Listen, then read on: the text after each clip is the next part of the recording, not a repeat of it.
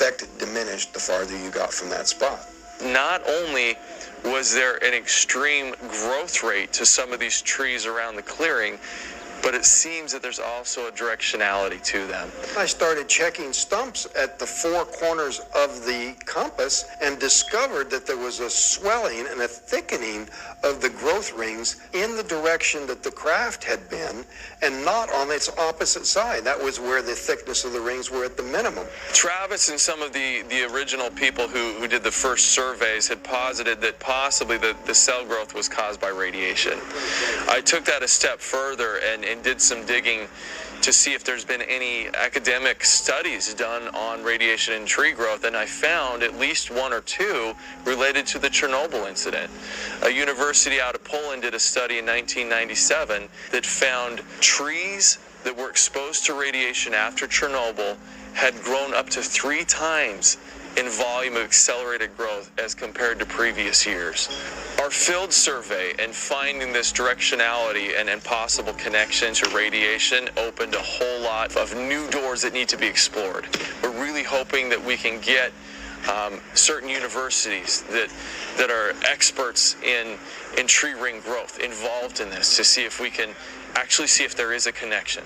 I think it's important for people to recognize, the weight of evidence that these things do happen. If you go online and look for UFO reports, you will find in North America alone about 12,000 sightings a year. Now, that doesn't mean they're all alien craft, obviously, but there's a lot going on every single day. Every day. And people are seeing truly inexplicable things happening. I mean, how could you possibly believe that we're the only beings in this universe? It's not. There's no way. We've come a long way in our understanding about the odds of life elsewhere. With, 100 billion stars in the Milky Way? Conservatively, if there was only 10 planets per star, we're talking about 1,000 billion planets. Not all of which would be, life-supporting, of course, but there's just enough believability, just enough numbers of reports to sort of nudge people in the direction of accepting that we're not alone. The public is becoming more aware and more accepting that there is life out there in the universe, in our galaxy, in fact, and that life has traveled to our Earth. At the same time, I'm always careful to say that not everything that's reported is of this nature. I think it is important to retain a degree of healthy skepticism. I personally have seen at least 3 different objects that I can't explain doing very unconventional maneuvers in the sky. Does that make me a believer? Do people ask if I'm a skeptic? I don't like those terms because I think everyone should be skeptical.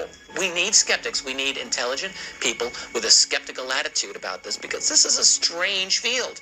But a debunker is someone who is out there to tear people's stories down, to ridicule people, so that the people will either just go away and take their stories with them, or will be forced into a situation where they'll admit that they made it all up, even though they didn't. 4 basic rules for UFO debunkers. Travis has run into all of these. Don't bother me with the facts. My mind's made up. What the public doesn't know, I'm not going to tell them. If you can't attack the data, this is particularly true in Travis's case, attack the people. And do your research by proclamation. Investigation is too much trouble. It's so funny because I've gone on a lot of times with some debates with some of these debunkers, and you're extraterrestrial, you say. I said, I didn't say it was extraterrestrial. I said, maybe it is. I don't know. How am I supposed to know? All I'm saying is that this is what people saw. This is what was reported. This is what the photographic evidence backs up, the radar evidence, whatever it is, whatever particular case it is. You can speculate all you want. It's to figure out what it was. We know what it wasn't. They begin with the idea that if it's unproven, that's the absolute equivalent of disproven. And, if you think about it, that's pretty absurd. They know that UFOs aren't real. They absolutely know it is empirical fact. How cool is that? They will reach and they will stretch and they will find anything that they think will make some kind of sense to somebody. as a way of explaining. Their whole job is, we must explain this away. Certainly one of the most successful propagandists of the second half of the 20th century was Philip Glass.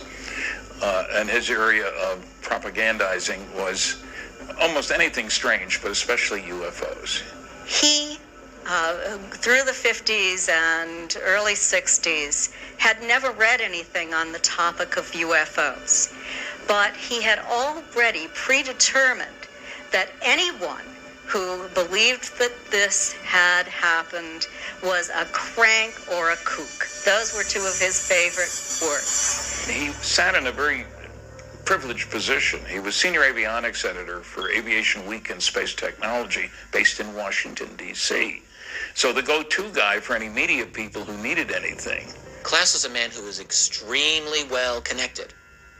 You know, years before the Travis Walton case, Glass worked very hard to destroy the reputation of one of America's leading atmospheric physicists, a man named James McDonald, who was a fearless, brilliant, tireless UFO investigator researcher. To kill the character of people if you couldn't attack their findings was something that Philip became very good at.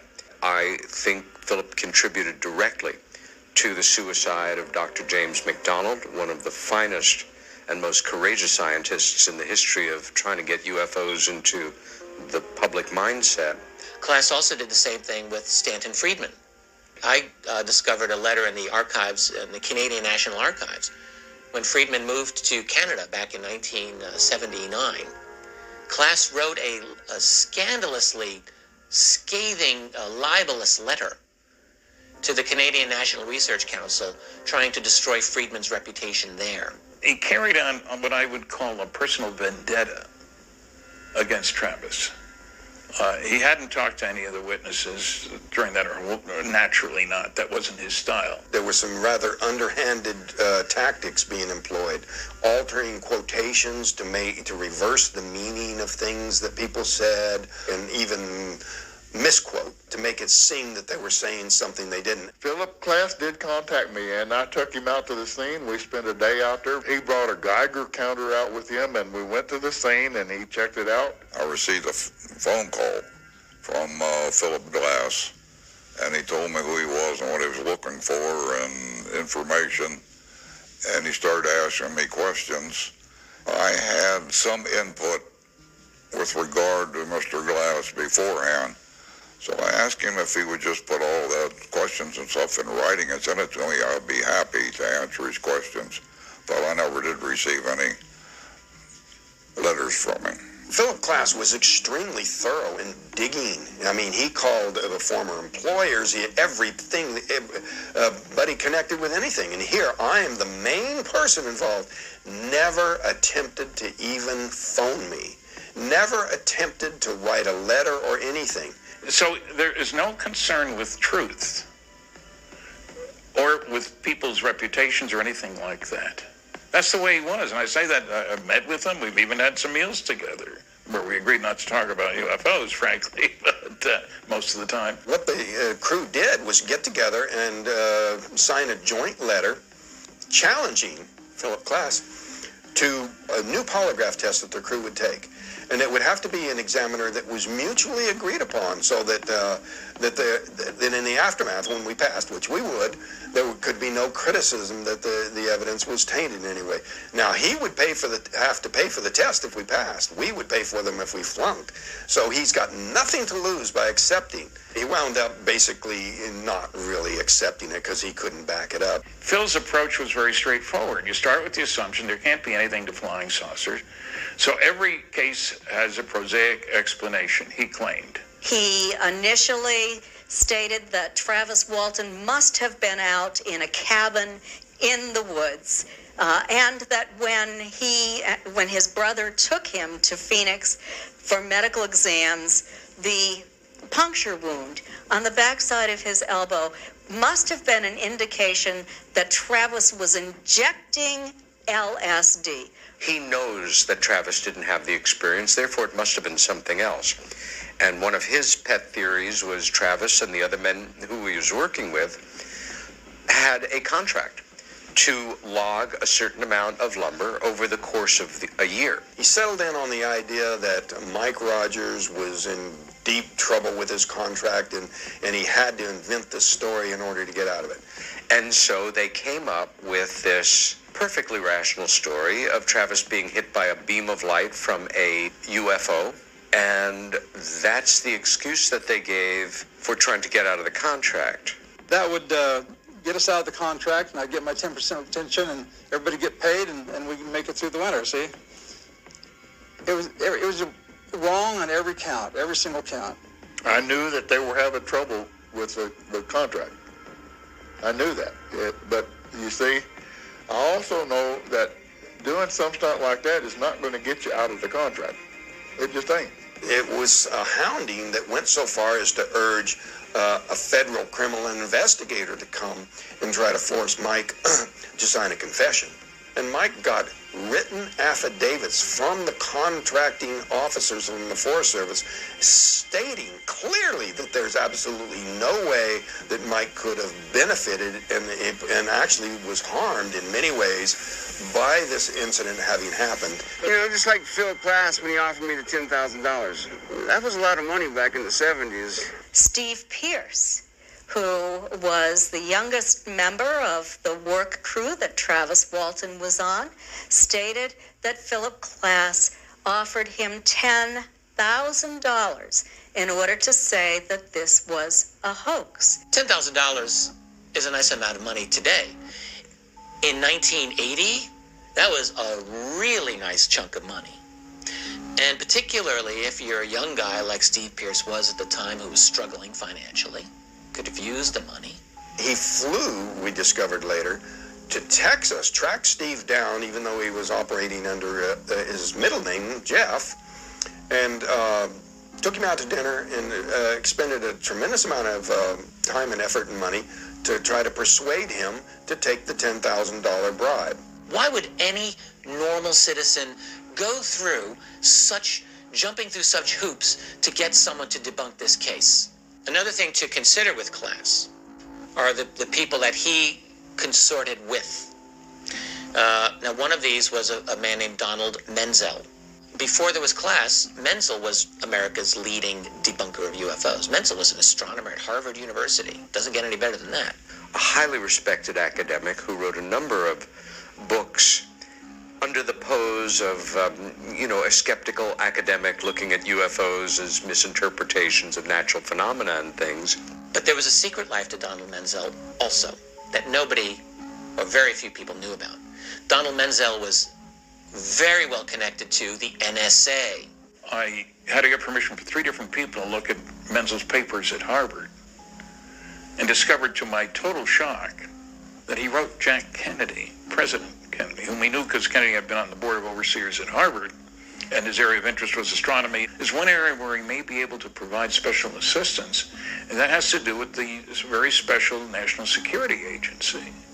And he tells Kennedy, when we are properly cleared to each other, I can tell you more. Which was one of those, what? Back in the 60s and 70s, the NSA was very much below the radar of this nation.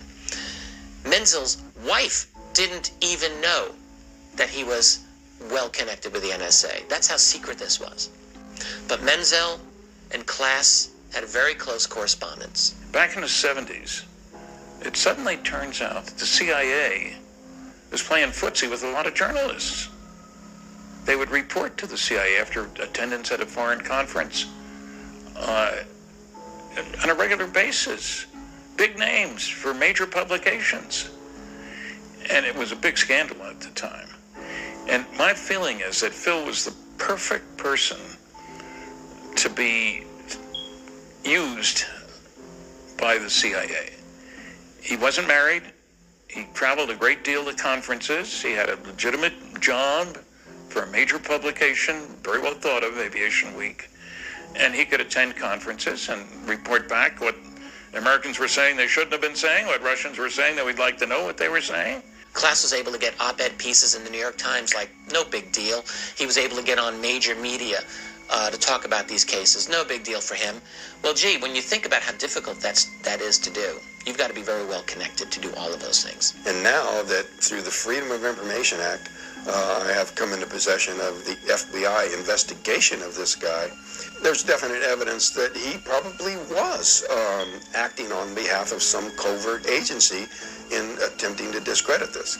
He identified himself to me as U.S. government UFO investigator, Philip Glass. And I think he was, you know.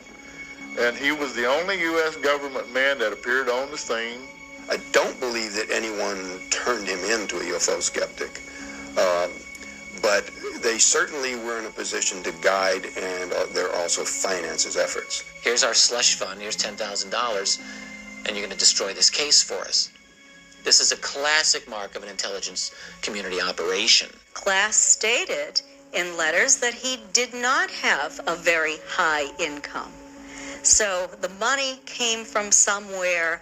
I don't know if it was a federal agency, if it was a private individual, or what it was, but he was highly motivated. He was acting as though he had orders to kill this no matter what. You know, if you can't find a chink in the armor, make one. And that's what he did. Now let's go a step further.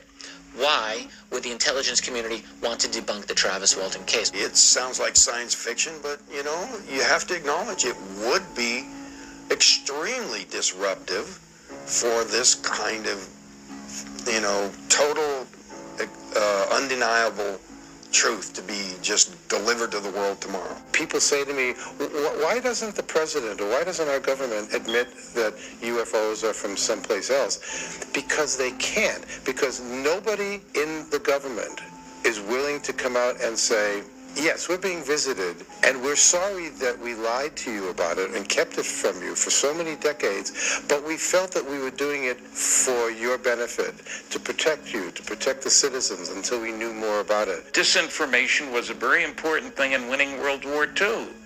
It was aimed at Hitler and Japan, but we lied intentionally, often, powerfully.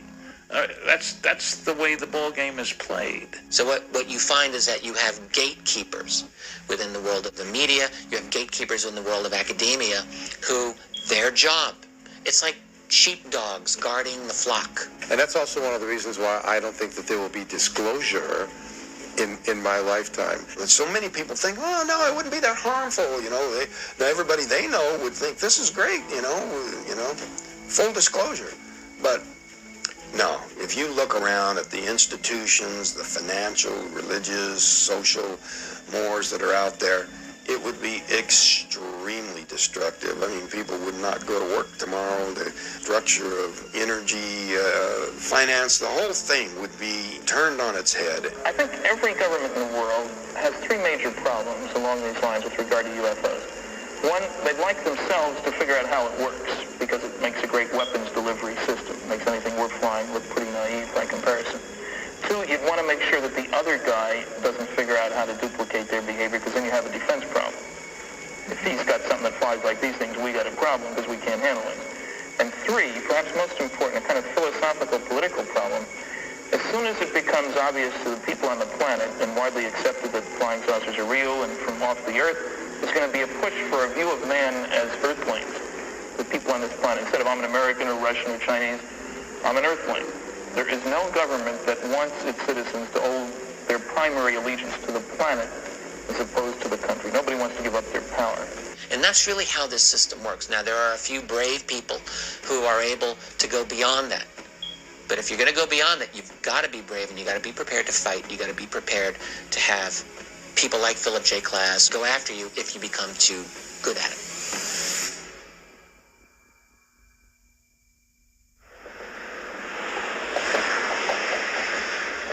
Ring him the whole time. I think you gave me your cell number. I don't think I've ever gotten around to using it. I have it for emergency, so the family can get me.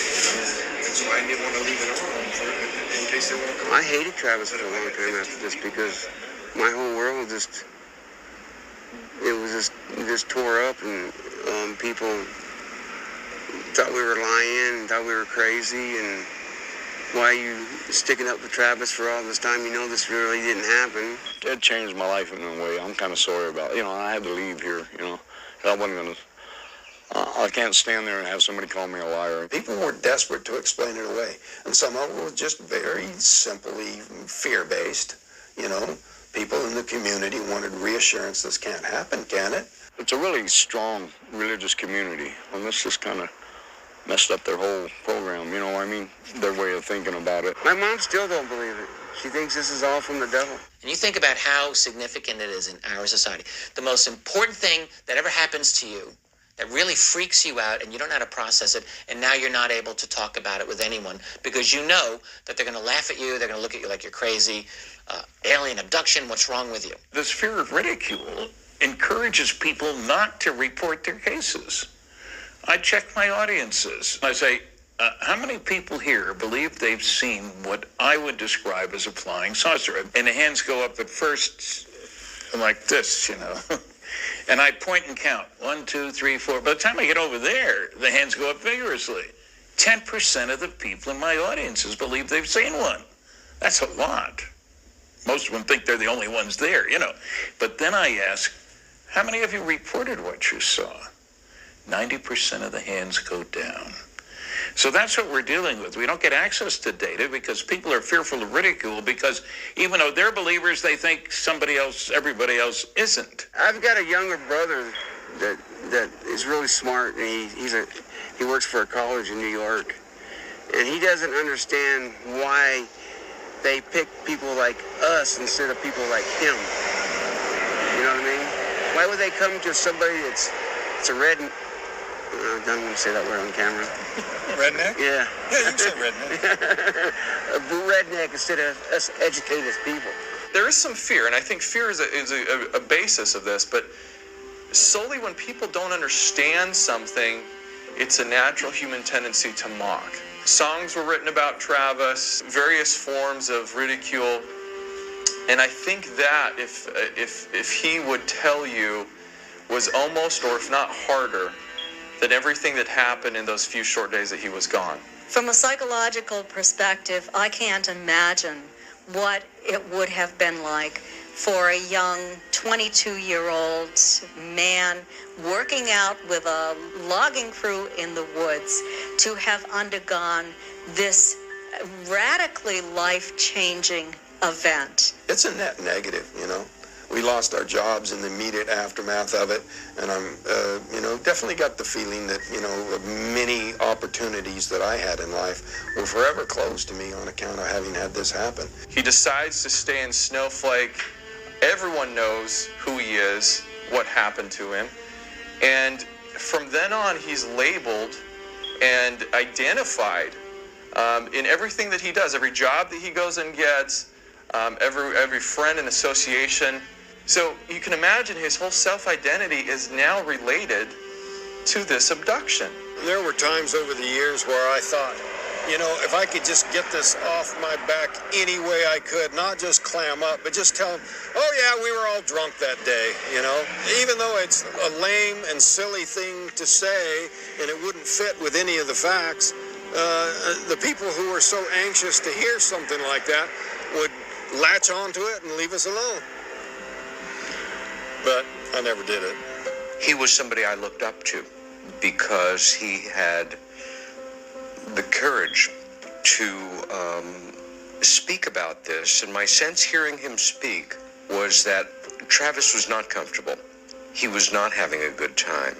He felt a sense of responsibility that he had to do this because it was important and because it was true.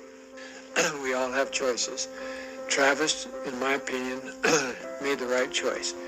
He came forward.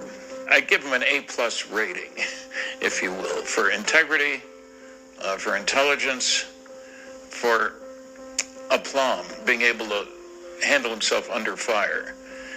How he could put up with some of the debunkers, I don't know, because they're nasty.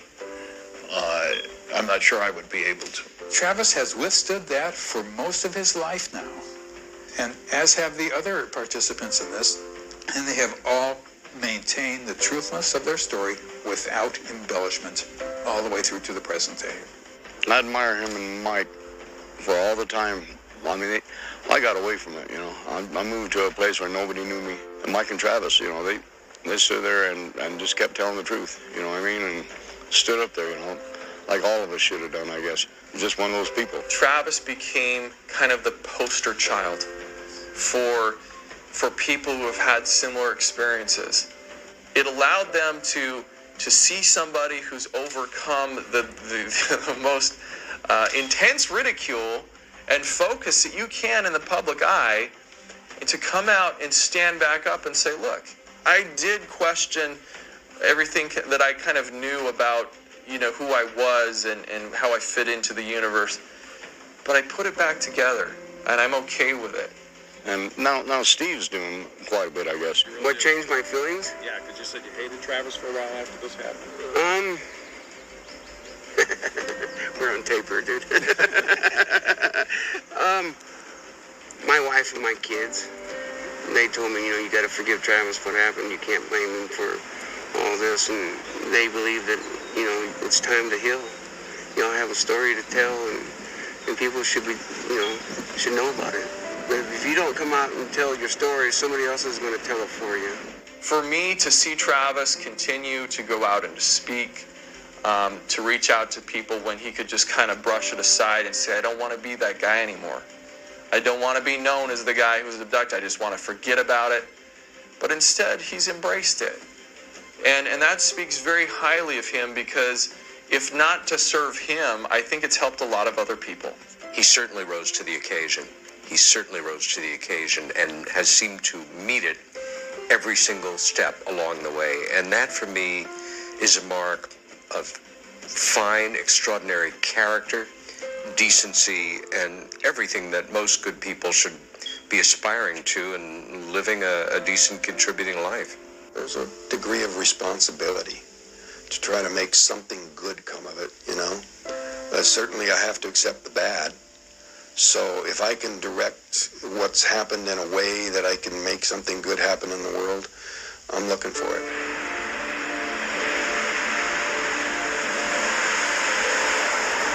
This was the road we took on our way to work every day. We'd all meet at like Mike's house. Sometimes he'd go around and pick everybody up.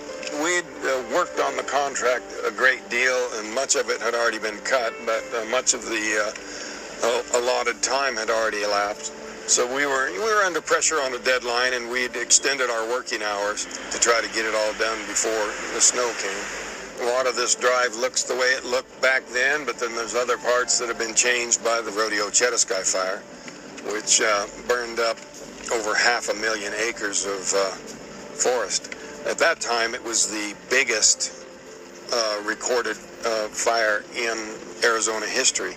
We spent so many back-breaking hours improving this forest, and then to have all that work just go up in smoke because of just one little careless moment, you know, 100 miles from here. Turkey Springs contract is pretty much everything on our left, all the way over to that far ridge that's all burned off.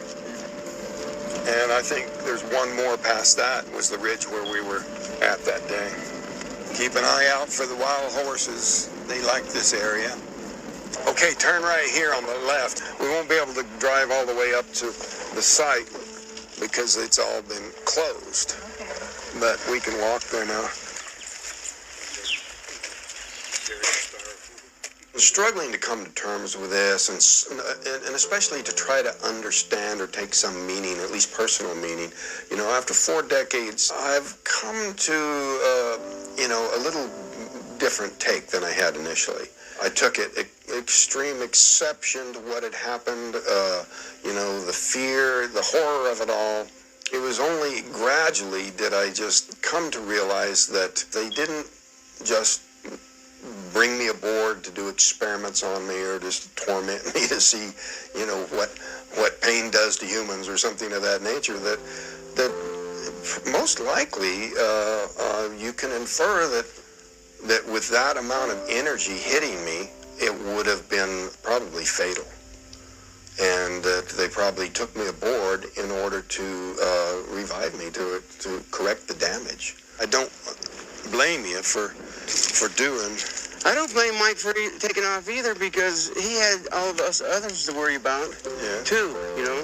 You know, and if he would have went to my mom's house that night and said that I was zapped by a UFO, my mom would have shot him off the porch.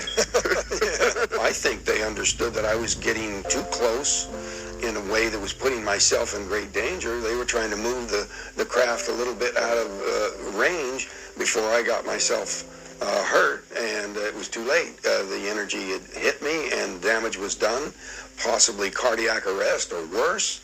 And so these beings were in a position to where they could leave a body there, or they had the responsibility, being a part of this accident, to do their best to try to bring me aboard and revive me.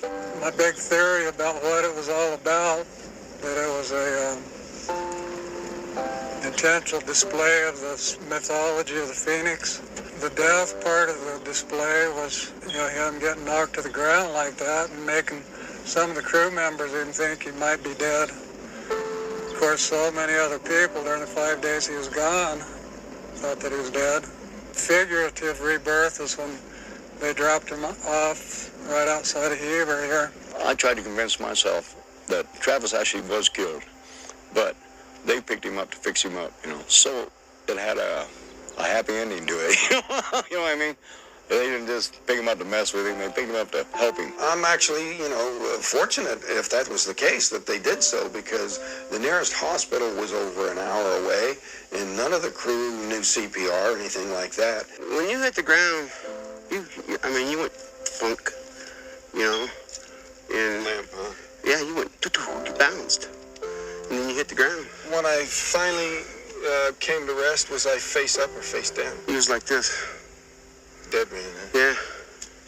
We saw something go across the sky. Yeah. You know, so we thought it was gone. Yeah, so we were more worried about coming back and seeing you lying there dead.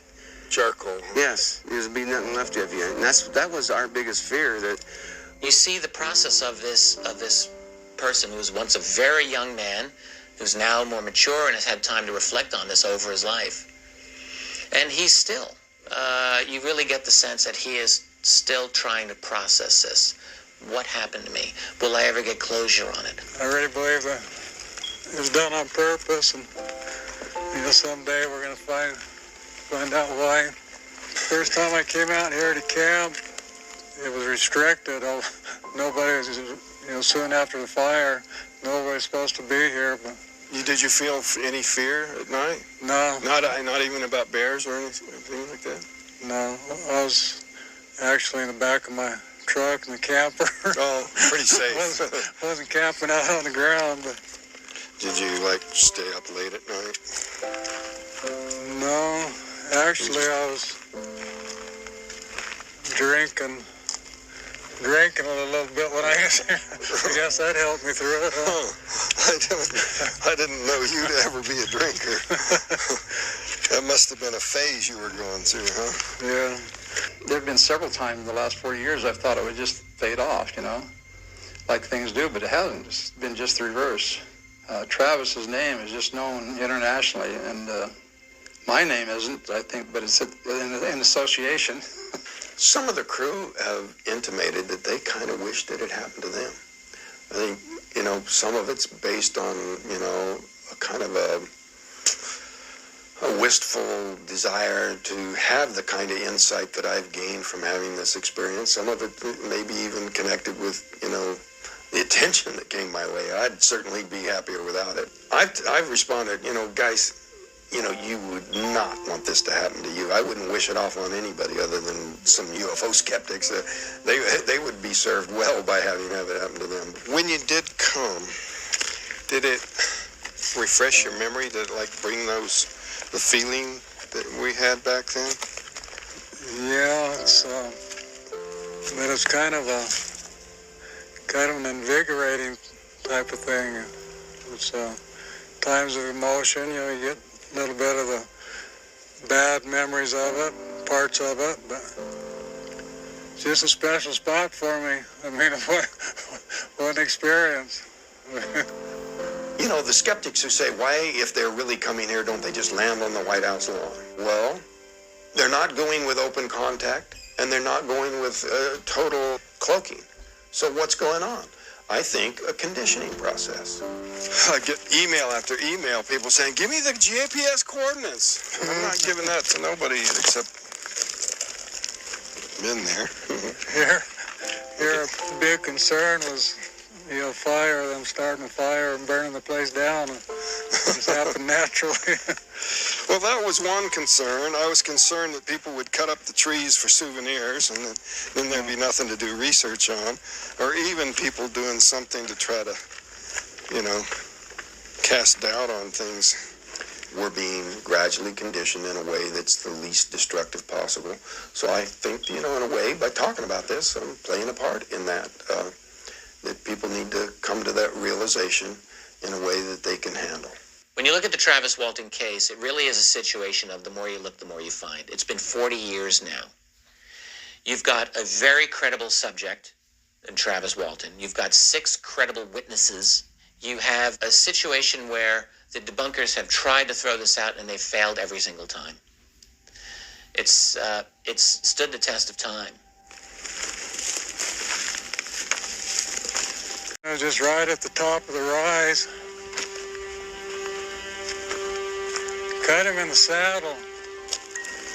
In the saddle of these 2 hills coming down. Yeah, it's got to be right in here someplace. Definitely the spot, Travis. Yeah. So, Ken, how does it feel 38 years later, the first time you and Travis at the back? Yeah, I think he deserves a hug on this day.